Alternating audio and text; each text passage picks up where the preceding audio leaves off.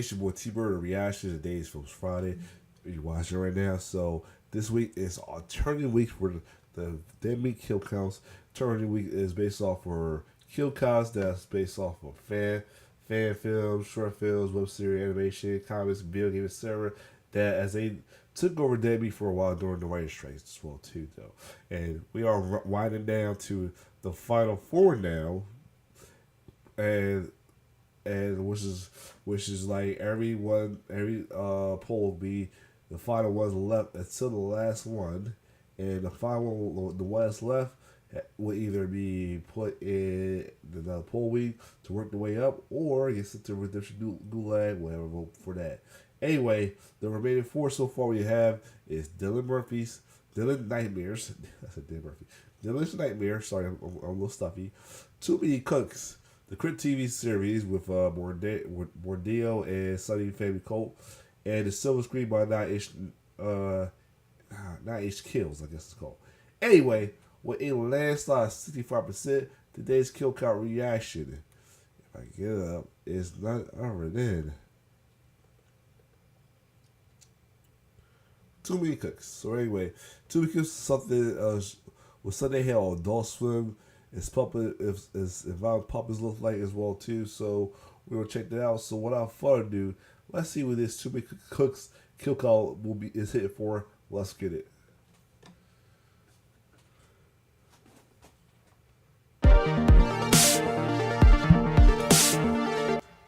Welcome to the Kill Count, where we tally up the victims in all our favorite horror media. I'm James A. Janice, and today we're looking at Too Many Cooks, an incredible short released on Adult Swim in 2014. If you somehow have never seen Too Many Cooks, please pause this video and go watch it right now. This send-up of sitcom openings takes a joke and runs an absolute marathon with it. Every time you think it can't escalate, it does. If you don't know anything about it, I envy your first-time experience. Seriously, go watch it online right now and come back when you're done. Okay, we good? Great! Too Many Cooks first aired on October 28th, 2014 at 4 in the morning. It was part of an infomercial block where it played unannounced for all the insomniacs and stoners with the TV on. These people had absolutely no clue what the fuck it was when it started playing, and they watched in confusion as a spoof of sitcom openings devolved into dread and became an absolute horror show. I wasn't up that night, but I did have the pleasure of watching Too Many Cooks the next day. I had no idea what it was, or even its runtime, and to watch it unfold like a meta comedy origami was an honor that I'll never forget. I grew up watching TGIF and Nick at Night, so I was primed for parodies of shows like Full House, Family Matters, Roseanne, and The Brady Bunch. Too Many Cooks was created by Casper Kelly, who had previously made the Adult Swim series Stroker and Hoop and your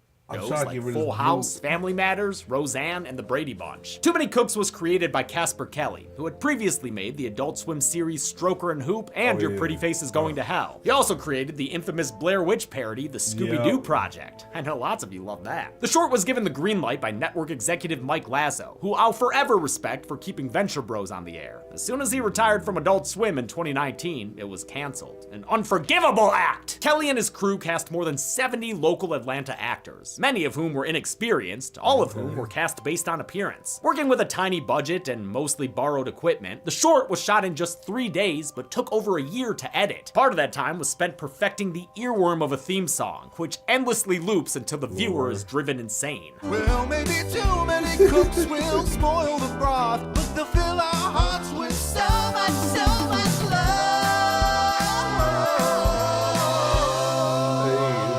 The time and effort paid off, since Too Many Cooks became an instant cult classic. It was even well known enough for frickin' CNN to make a parody during the Republican primaries. I could heap praise onto this thing all day long, but I'd rather see if there's a heap of bodies to count. Let's get to the kills.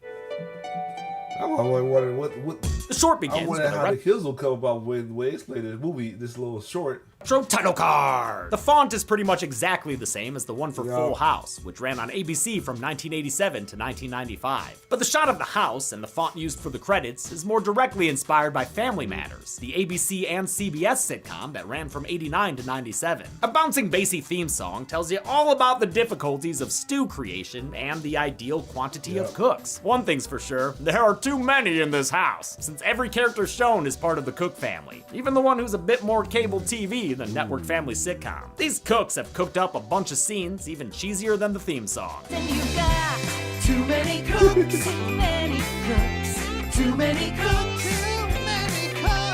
Fun fact, fed up older sister Caitlin Nacon would go on to play Enid in 5 seasons of The Walking Dead. She uses her real name here, just like everyone else in the cast. The song ends with a silly family photo freeze frame in a living room that looks like the one from Married with Children, Fox's longest-running live-action sitcom, which aired for more than 10 years. Even the couch looks super similar, but if you thought this song was over after just one loop, well, God, you're just so fucking stupid. Because that earworm starts right back up again. Too many cooks. A family is This second round includes little bullies and totally cool kids, as well as friendly twin boys, and of course Smarf, a puppet cat who's a reference to the late 80s sitcom Alf. Lots of people here, but don't worry, we can feed this whole damn family, since there are 4 professional cooks as well. One of them even has an assistant? Dude's kinda weird looking though. After meeting a peeper and his pee-pee, we move into the office setting, turning this into a workplace sitcom. But it still comes back home in the end, where games are sexy and so is love. Sexy like the swinging kind. A Smarf hand rainbow leads into another family portrait. Oh, and they included that weirdo too. That's nice. I've got a note here how much I appreciate the specific references they make. Caitlin Nacon's intro is just like Kelly Williams from season 1 of Family Matters, which also includes a family game night, though it's considerably less sexy. And Will Dove's ladder lookie is reminiscent of the character Sam from Clarissa Explains It All. The third I round was thinking that with him with the ladder. I was thinking Sam from Clarissa Explains It All. The theme song spins round a dinner table in Roseanne. true Roseanne fashion, the ABC sitcom that ran from 1988 to 1997. But this table is somehow situated to seat way more than just the Connors. Even if you included both Beckys, this shit just keeps going round and round. I love how a saxophone joins in on the music in reference to the sax-led theme for Roseanne. Wonder if this buff fireman can do the Roseanne laugh. The Too Many Cooks theme song, which has been stuck in my head for fucking weeks, was a group effort. The lyrics were written by creator Casper Kelly and the main jingle by musician Michael Kohler, an Adult Swim veteran whose work includes Aqua Teen Hunger Force and Harvey Birdman. When it came time for the jingle to shift genres though, musician Sean Coleman took over, arranging all the parts, playing all the instruments, and singing the male vocals you hear. A video wipe and some hand percussion takes us to Cop Drama Land. takes a lot to make us stew. I couldn't face these streets without you. Lots of great jokes and references here, like the lady throwing her baton From exactly T.J. like Hooker. it happens in the opening to TJ Hooker. You may start to notice that weird guy becoming more sinister, although it's easy to miss the when you're hell? looking at coats and a What pie the played by hell? Lars von Trier, the Danish filmmaker who's made fucked up movies The pie credit. like Antichrist. Oh, Casper Kelly was originally going to say the pie was played by David Lynch, but he felt that was too obvious, so he went with another, quote, freak-ass director. The pie transitions us to an animated G.I. Joe Lord. segment. Nah. And by now, that weirdo's an outright antagonist. Oh wait, hold on. Falcon interview. God.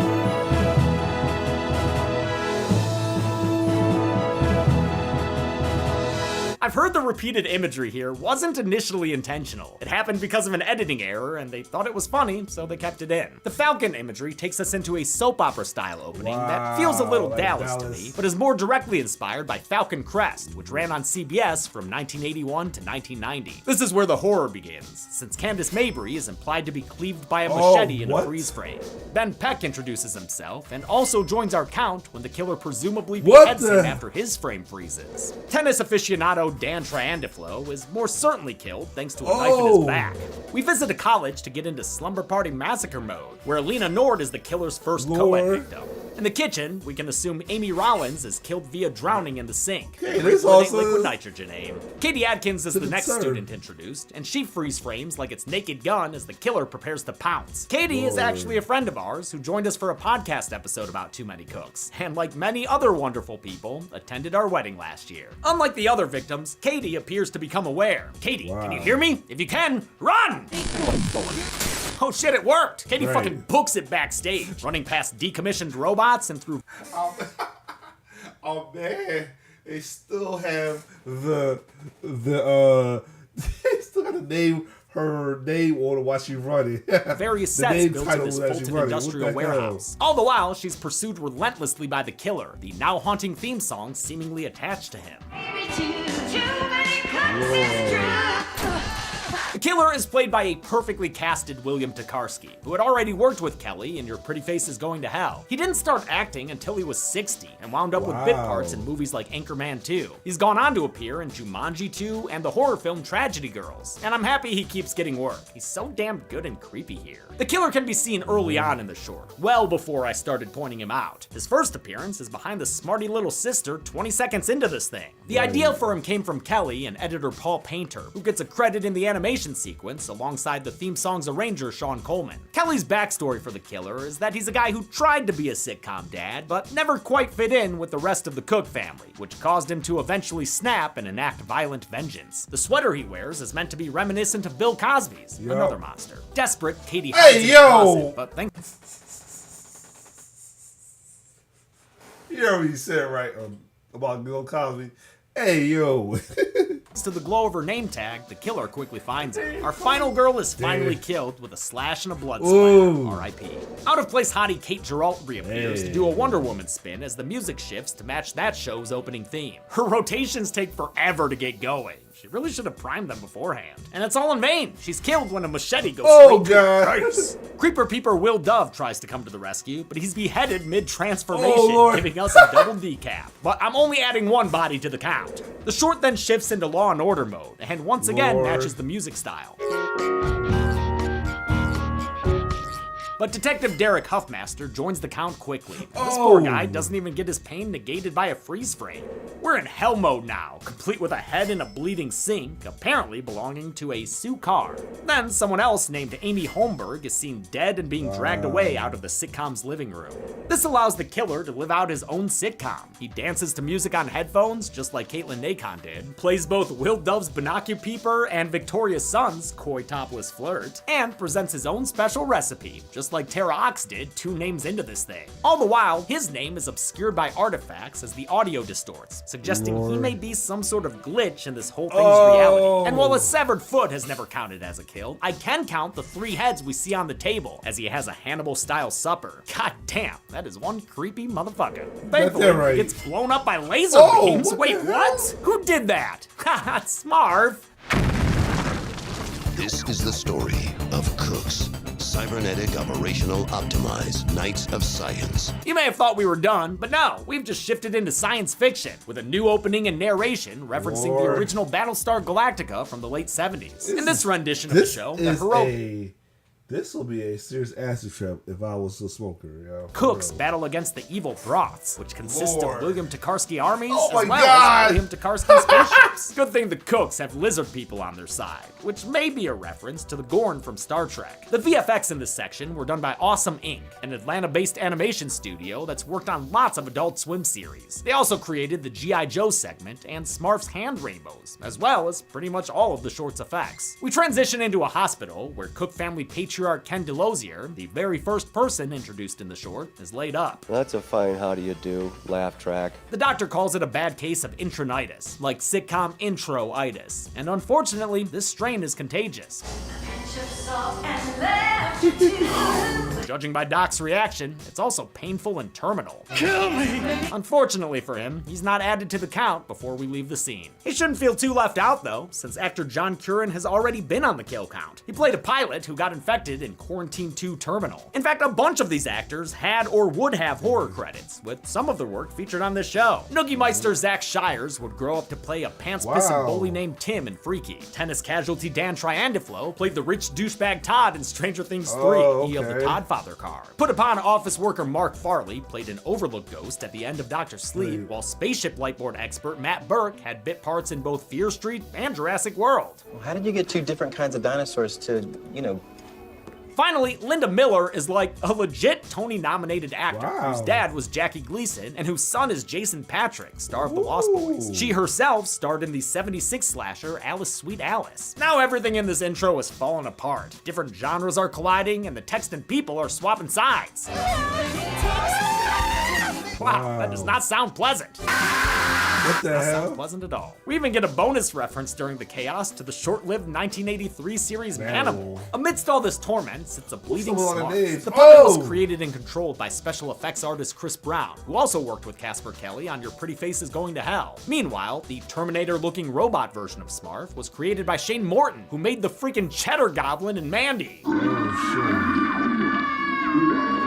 Across the room, Smarf sees some kind of emergency stop red button. Valiantly, he crawls to it, expending his last bit of life energy reaching out to press it. He dies on the floor, and it's debatable whether or not he succeeded. Clearly, he made contact, but the button didn't seem to depress. Whether he reached another plane of reality or is in some kind of afterlife, Smarf finds himself at the center of a biblical scale Brady Bunch grid of characters. We've reached the end, and to commemorate the occasion, we get one last family snapshot. Just don't leave old Bill Tokarski out of it. Wouldn't want him to get mad again. Now that the show's intro is finished, we can finally enjoy Too Many Cooks.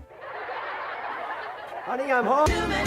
So we can Guess we take. ran out of time for the episode itself. It takes a lot to count the kills, but do it right and it's such a thrill. Let's get to the numbers. Too many kills, too many kills, too many kills. This is this new one. Stop.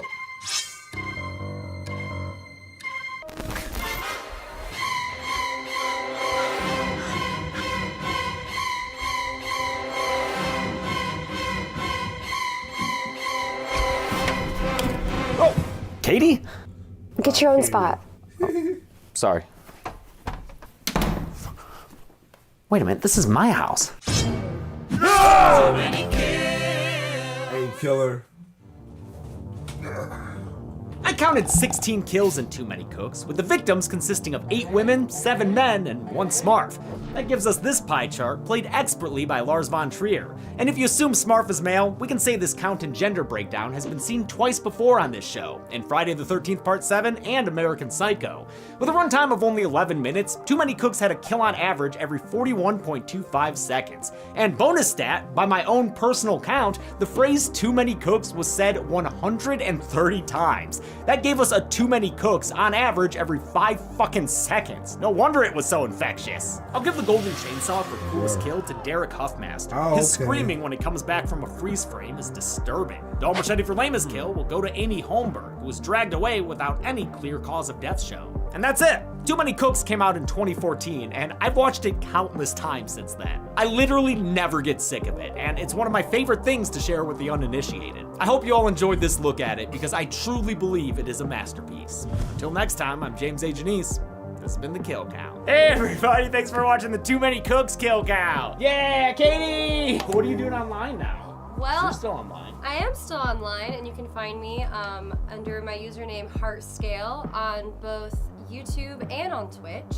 What do you like more? You can say it. It's safe here. YouTube. Oh! Yeah, I started a little series called Real Nightmares, REEL, like movie reel, and I talk about horror movies that are based on a true story, and then I compare them to the true stories they're based off of. What movies have you done so far? No Blair Witch. Yes, and then Exorcism of Emily Rose, The Haunting in Connecticut. I covered the game Fatal Frame, actually. Well, thank you for joining us and making a little cameo in this video. Thanks for having me. Be good people, be good people, be good people. Anyway, there you have it though. The kill count for Too Many Cooks. Interesting. Very, very interesting as well too. So other than that, if you like my reaction, like, share, subscribe on YouTube channel. We will next week will possibly be free week or return to the poll, or that's be the classic week. Other than that, it's your boy T-Bear signing off. One love.